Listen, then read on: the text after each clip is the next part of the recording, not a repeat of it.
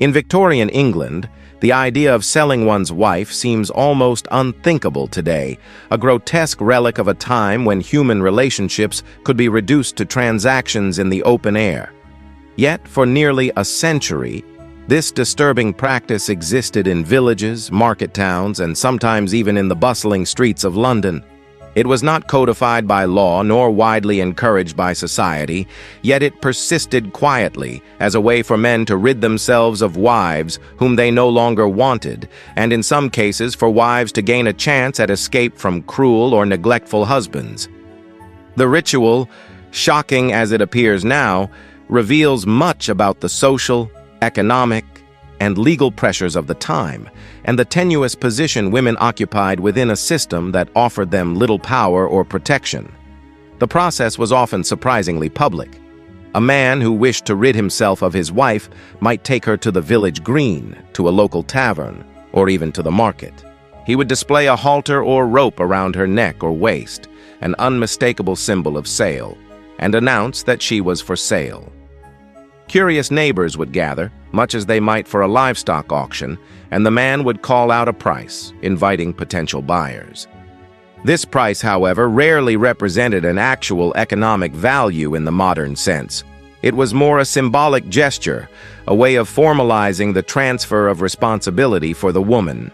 In some cases, the buyer might be a neighbor willing to take her in for the sake of shelter, protection, or domestic work. In others, it was more of a farcical ceremony, allowing all parties to claim some moral or social legitimacy in what was, at heart, a desperate act of marital dissolution. The reasons a man might sell his wife were often less morally straightforward than one might assume.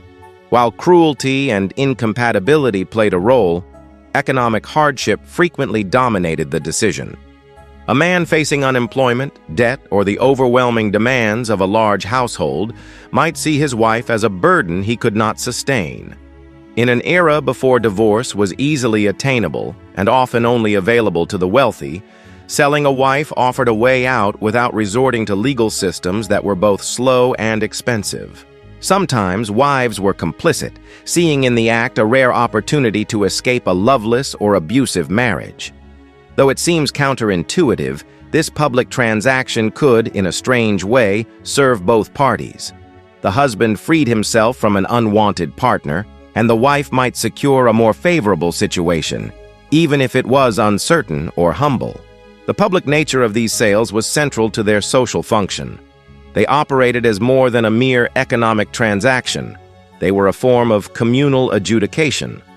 Villagers acted as witnesses to the sale, implicitly affirming that the husband's decision was socially acceptable and that the wife's transfer of responsibility was legitimate. In some regions, this ritual had long-standing folkloric roots, echoing ancient customs where women were passed between men through ceremonies intended to formalize social bonds. By the 19th century, the practice had become more symbolic than practical, but it retained a chilling theatricality. The idea of a woman standing on a stool, with a halter around her waist awaiting the highest bidder, fascinated and horrified contemporary observers alike. Newspapers of the time occasionally reported on these sales, often with a tone of incredulity.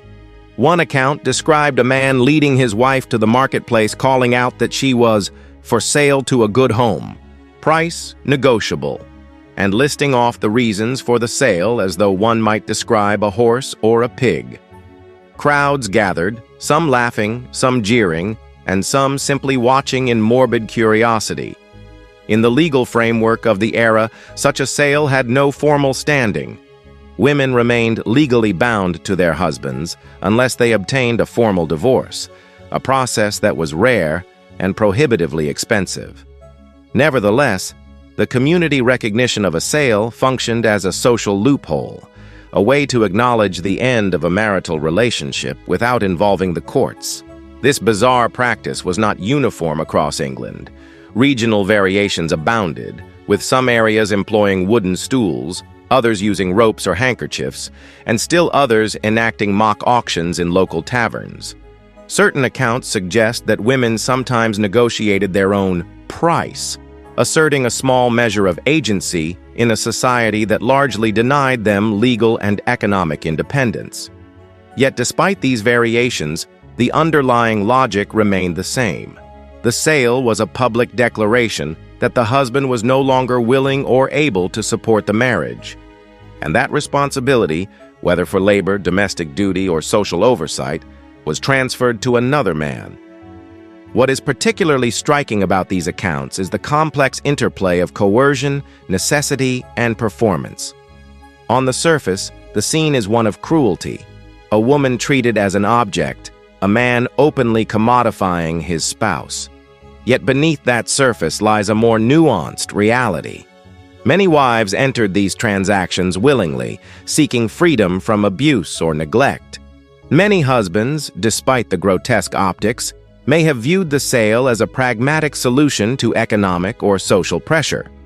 The practice underscores the vulnerability of women in Victorian society and the limited avenues available to them for altering their circumstances. It also reveals the flexibility of social norms and the ways in which communities could create alternative mechanisms for resolving private crises, however bizarre or unsettling they might appear.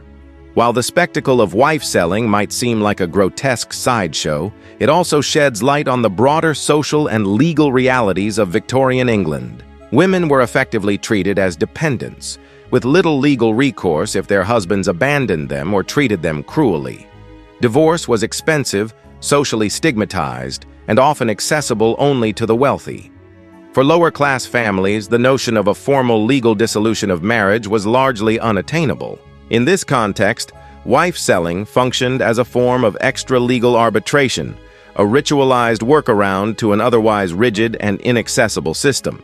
It was not without risk for the woman involved, but it sometimes offered a tangible chance at a new life, however uncertain. Some historians suggest that the practice was not as widespread as folklore might imply, but the persistence of anecdotes and newspaper reports demonstrates that it occurred with enough frequency to be recognized socially. Villagers did not view it merely as an individual act of desperation. They treated it as a communal matter, often attending the sale in large numbers. In some accounts, the crowd's reaction ranged from laughter to solemn acknowledgement, indicating that people understood the economic and emotional pressures that led to these decisions. The sale became a public performance, a way of negotiating social norms while circumventing legal constraints. For a society that placed immense value on reputation, honor, and public perception, these ritualized transactions offered a socially sanctioned exit strategy for otherwise trapped individuals. The symbolic elements of the sale were equally important. The rope, halter, or even a simple handkerchief tied around the woman represented her transfer, much like the marking of livestock in a market. Standing on a wooden stool or in the village square, she became a visual embodiment of the transaction. In a culture steeped in symbolism, these acts communicated complex social messages: that the husband renounced responsibility, that the wife's circumstances were now negotiable, and that the community acknowledged the end of one marital relationship and the potential beginning of another. Though the spectacle might seem dehumanizing, it also functioned as a negotiation between social necessity, personal agency, and communal judgment. It is important to recognize that not all wife sales were conducted under duress. In some cases, the wife was complicit and sought out the transaction as a means of escape. Accounts exist of women who, facing cruelty, neglect, or hopeless domestic situations, willingly allowed their husbands to sell them, often negotiating with prospective new partners to secure a more favorable living arrangement. While this may sound shocking to modern sensibilities, it reflects the harsh realities of an era in which women's legal and social options were severely constrained. The practice offered a limited measure of empowerment, a way for women to reclaim some control over their circumstances in a society that otherwise denied them autonomy. The public and often theatrical nature of wife-selling also served a moral function. In a time when gossip and communal judgment carried significant weight, making the transaction visible to neighbors provided a form of social accountability. The husband's decision to sell his wife was witnessed and, implicitly, approved by the community. This visibility protected both parties. It legitimized the husband's desire to end the marriage while signaling to the community that the wife was available for domestic work or a new household. In some ways, the ritual reinforced social order by creating a controlled space for what would otherwise be a morally and legally ambiguous act. Yet, despite its public and symbolic elements, the practice remained controversial and morally unsettling. Critics of the era condemned it as indecent, humiliating, and degrading to women. Newspapers often reported these sales with a mixture of fascination and moral outrage, describing the events in vivid detail while questioning the ethics of treating a human being as property. Clergy, too, sometimes weighed in, urging couples to seek reconciliation or legal separation rather than resort to such spectacles.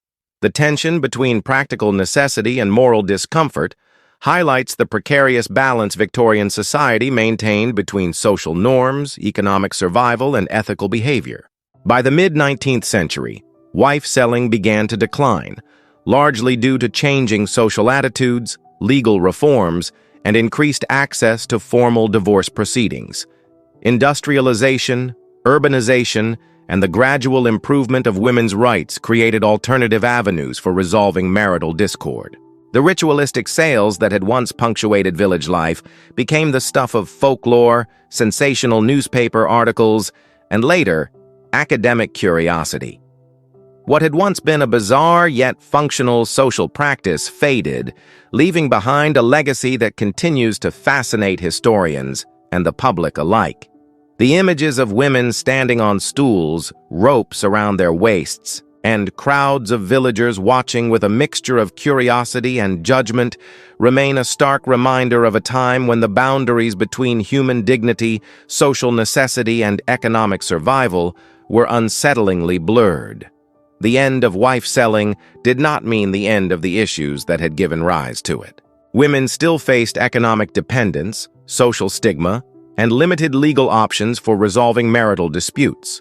What changed was the increasing ability of society and the law to provide alternative solutions. As divorce became slightly more attainable, and as social reform gradually improved the rights of women, the grotesque ritual of public sale lost its place in the community. It remained, however, a haunting illustration of the lengths to which people would go to navigate the rigid structures of Victorian life, where personal desire, economic necessity, and societal expectation often collided with brutal clarity. The legacy of wife-selling resonates beyond the historical curiosity it provides. It forces modern audiences to confront the reality that social norms are not immutable and that human ingenuity in finding solutions, no matter how shocking or uncomfortable they may seem, often arises from desperation. The act, in its most basic form, was a negotiated compromise between survival and morality, a way for both husbands and wives to exercise agency in a world that constrained their choices. It also offers a lens into the lived experience of women, highlighting the precariousness of their legal and social standing and the strategies they employed to navigate a society that often left them powerless. Accounts from the time reveal moments of both tragedy and pragmatism. Some women were abandoned, coerced, or sold against their will, and their stories end in hardship and obscurity.